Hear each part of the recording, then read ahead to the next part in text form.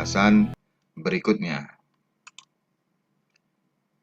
Kita awali dengan mengetahui prinsip kerja dari sebuah dispenser ini, ya, dari skema yang nampak ditampilkan pada gambar. Ya, ini adalah skema dari sebuah dispenser yang hot and cold. Seperti ini tampilan depannya dan ini tampilan belakangnya. Nah, kita lihat yang pertama dari AC input 220 volt AC. Ini adalah simbol dari sebuah steker ya. Ini nanti dari sini, dari kabel inputnya, ini adalah AC input 220 volt. Kemudian kita lanjut ke switch ya, switch atau saklar ya. Ini switch dingin dan switch panas ya. Switch ini ada di sini letaknya, yang panas biasanya yang hot warna merah, yang cold warna hijau. Ya, di sini untuk switchnya. Kemudian di sini ada lampu indikator cold ya, kemudian ada lampu indikator hot dan ada lampu indikator power. Di sini ditampilkan biasanya ada 3 ya. Di sini kebetulan hanya 2, hot dan cool saja. Jadi di skema ini ada 3 lampu indikator. Ini power artinya listrik masuk. Kemudian di sini kalau pemanas saklar kita hidupkan, yang saklar warna merah, maka hot ini akan menyala lampunya. Kemudian jika yang cool, yang hijau saklarnya atau switchnya, maka yang lampu cool yang hidup. Ini adalah sebuah resistor, ini juga resistor penahan agar lampu LED ini tidak putus. Nah, kemudian selanjutnya kita lihat arus mengalir melalui switch ini ketika kita pilih hidup atau on, ya maka akan mengalir arus ke bagian power supply untuk pendinginan, cooler, ke tangki pendinginan. Jadi power supply, kemudian ada kipas, kemudian ada TC, ya, thermoelectric cooler. Ini adalah pendingin, alat pendingin, agar air yang di dalam tangki ini suhunya turun, suhunya dingin. Kemudian, kalau switch panasnya dihidupkan, maka akan melalui termostat ya. Termostat ini adalah salah satu resistor yang bisa berubah, tahanan resistor yang berubah dipengaruhi oleh suhu. Kemudian kita lihat di sini ada heating element, pemanas ya. Pemanas yang fungsinya untuk memanaskan air. Jadi ada tangki pemanas, kemudian ada tangki pendingin. Nah, ini prinsip dasar dari sebuah dispenser yang hot and cold. Berikutnya kita lihat penyebab dispenser ini rusak. Nah, yang pertama penyebabnya kita lihat dulu yaitu stekernya. Ya, stekernya ini kita amati seperti biasa. Semua peralatan elektronik diawali oleh steker dulu ya, karena itu sebagai input arus masuk ya. Apakah alat ini dapat bekerja atau tidak ya. Di sini dengan menggunakan multitester di posisi kali 1 selektornya, maka kita hubungkan jack merah dan jack hitam posisinya, apakah kabel ini dalam keadaan bagus atau tidak. Jika bagus, maka jarum penunjuk pada multitester akan bergerak menyimpang ke kanan. Nah, kemudian berikutnya ya, dispenser penyebab yang kedua rusak ya. Yang pertama tadi steker, yang kedua adalah switchnya. Ini switch ini ada 2 ya, pemeriksaannya sama. Ada di sini konektor ya, terminal ada 2.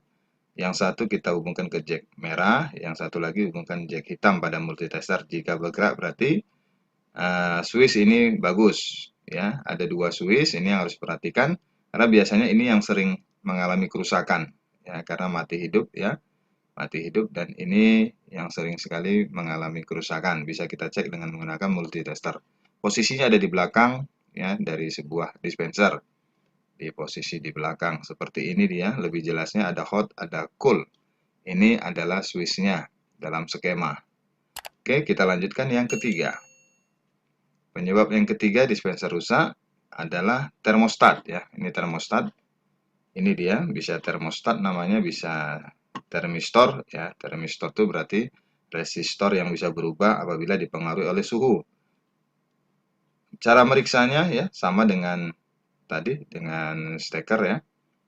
Nah, ini kita lihat di sini dengan menggunakan multitester, jack merah letakkan di terminal atau konektor yang satu, yang hitam juga yang satunya lagi ya, dengan posisi kali 1 ohm.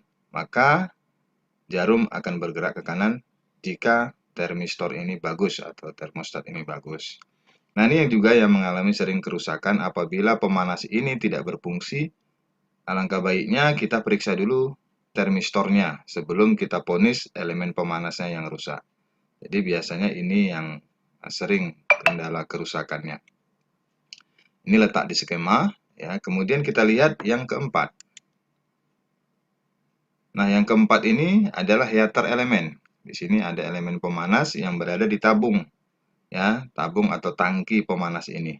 Jadi ada dua kabel nanti keluar dari tabung ini, ya. Di sini kita lihatkan sebelum dia dari saklar masuk ke termostat ini baru masuk ke tangki. Jadi ini warna merah, ini masuk ke tangki, ya. Nah, yang warna biru, yang biru ini langsung masuk ke tangki dari bagian bawah. Ini tidak nampak, dalam model ini tidak nampak. Nah, elemen pemanas ini biasanya kalau kita gunakan kali satu, dia akan bergerak menyimpang ke kanan. Biasanya tidak mendekati 0, ada angka tertentu nilai ohmnya.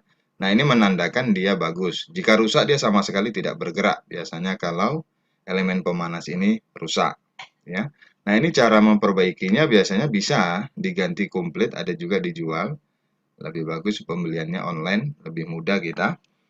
Juga sama dengan komponen lainnya, ya. Ini ada dijual komplit, ada juga yang elemen pemanasnya saja cuman lebih bagus, ya, diganti dengan lengkap komplit dengan tabung tangkinya untuk tangki pemanas. Nah, ini dalam bentuk skemanya letaknya di sini. Ini kita cara periksanya dengan menggunakan multitester. Ya, dari warna merah ini dihubungkan ke jack merah dan yang hitam kita hubungkan ke yang biru. Di sini ada penyambungan. Jadi kita lihat masukkan jacknya kemari. Jadi kita tes jika bergerak berarti dinyatakan bagus. Nah, berikutnya yang kelima, rangkaian power supply. Di sini rangkaian power supply ini kita lihat tampak dari belakang, ya. Kita buka. Di sini tempat posisinya sebelum baut ini dibuka. Jadi ketika baut ini dibuka, inilah dia rangkaian power supply itu. Jadi melalui AC, tegangan AC masuk, kemudian dioda. Dioda ini disearahkan, kemudian masuk ILCO. Kemudian distabilkan menggunakan transistor atau IC. Kemudian trapo untuk menyetabilkan, keluarlah tegangan 12 volt nanti untuk ke kipas. Dan tegangan yang lainnya untuk ke TEC-nya nanti. Ya. Nah, ini rangkaian ini yang kalau tidak profesional dalam perbaikan rangkaian power supply ini, ya sebaiknya jangan dilakukan karena ini berkaitan dengan tegangan listrik.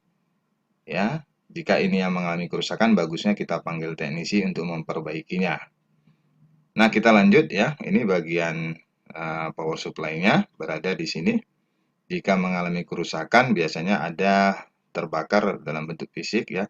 Atau dengan menggunakan multitester, cek diodanya satu-satu, kemudian kapasitor, ada resistor, ada transistor, atau IC, ya. Nah, ini ada resistor-resistornya, kita cek satu persatu bagi yang bisa mengukurnya. Nah, kita lanjutkan saja.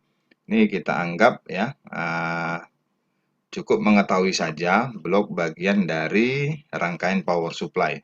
Ya, power supply ini untuk memberikan tegangan ke kipas dan tegangan nanti ke TEC ini.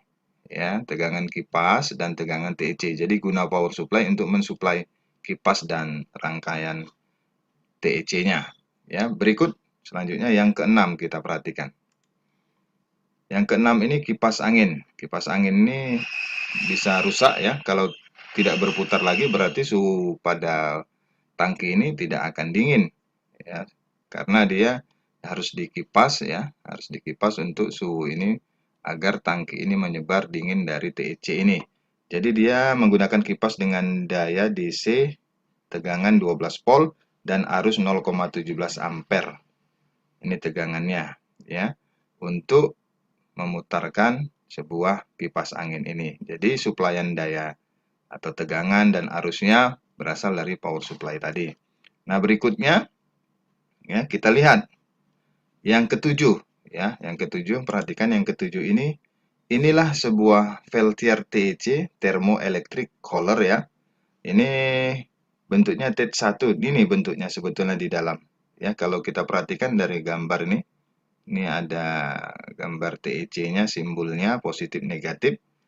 Nah, inilah heatsink pendingin ya, membantu pendinginan lebih cepat menyebar ya. Jadi bantuan kipas tadi untuk mengipas bagian ini, heatsinknya ini, agar suhu tadi merata di bagian ini, ada tangki coolernya ya, tangki di pendinginnya. Jadi nanti di sini ini alatnya adalah filter TEC, ini berada di dalam ya, dijepit di antara heatsink dan tangki coolernya ini. Ya, cara periksanya sama dengan termofuse, termostat ya. Ya, kemudian kita lanjut. Di sini pemeriksaan TEC sama, ini menggunakan multitester ya, kali 1 ohm. Kemudian jack merah dihubungkan ke kabel merah boleh, jack hitam dihubungkan ke kabel hitam juga boleh, terbalik juga boleh, yang penting salah satunya harus terhubung kedua-duanya ya. Nah, ini di posisi kali 1, jarum akan bergerak jika ini dalam keadaan bagus. Jika rusak, dia tidak akan bergerak jarumnya. Nah, inilah tangki ya, tangki di mana air itu bisa suhunya menjadi dingin. Tangki penampungannya di sini. Nah, di sini ada selang. Ya, biasanya bocor disebabkan oleh selang ini ya, yang kadangkala karena sudah lama ya, bisa saja ini selang ini bocor. Misalnya kendala dispenser itu salah satunya adalah sering terjadi kebocoran disebabkan oleh selang ini ya. Itulah tambahan untuk penyebab dispenser ini rusak. Nah, inilah sedikit penjelasan ya mengenai penyebab kerusakan dari dispenser. Semoga informasi ini bisa memberikan manfaat, memberikan ilmu tambahan bagi rekan-rekan ya, bagi siswa-siswi yang ingin mengetahui cara memperbaiki dispenser hot and cold